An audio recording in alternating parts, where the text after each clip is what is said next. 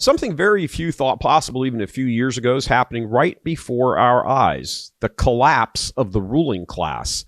It's an upending of the established order of business as usual, not seen since our Lord stormed into the temple and flipped over the money changers' tables. Of course, the same underlying principle is at work in both cases, today and 2,000 years ago in Jerusalem. Egregious abuse of authority and trust. In Jesus' case, it was the abuse by religious leaders in conjunction with the political leaders. Today, it's the abuse by political leaders in conjunction with religious leaders.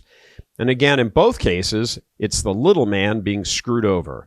The money changers not only violated Jewish law by being within the temple precincts, they also would cheat with the scales and therefore rob the little man. Communist deep state actors have also cheated to the tune so far of hundreds of billions of dollars. And of course, it's the little man again being screwed over. It's all coming down to a question of justice. And justice is, of course, one of the four cardinal virtues. Without the abiding by, no man can move towards sanctity and thereby his salvation. Trump and his team have stormed into D.C. like Robin Hood going after the money wagons in Sherwood Forest, and the sheriff of Nottingham is now branding all of this as illegal and Trump, Elon as outlaws.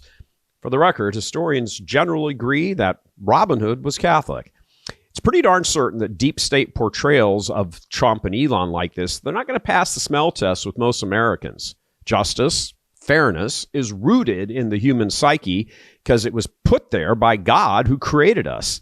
It's why in the development of Catholic doctrine over the past 2,000 years, it's been recognized as a chief virtue, justice that is, along with fortitude, temperance, and prudence.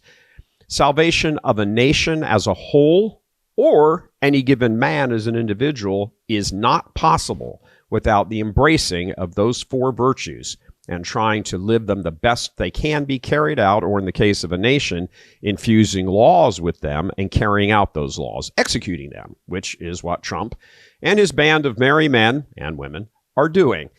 The sheriff is fighting back, rushing off to the friendly deep state judges who will try to gum up the works, but one sort of gets the sense even that won't work very well or for very long. A momentum shift favoring justice has seized hold in the country, and it doesn't seem it's going to be stoppable. And that's a good thing. You get the feeling that the communist deep staters are in the process of being ruined, and it's just a matter of time until the warrants and handcuffs are brought out. And my gosh, we're only 3 weeks in.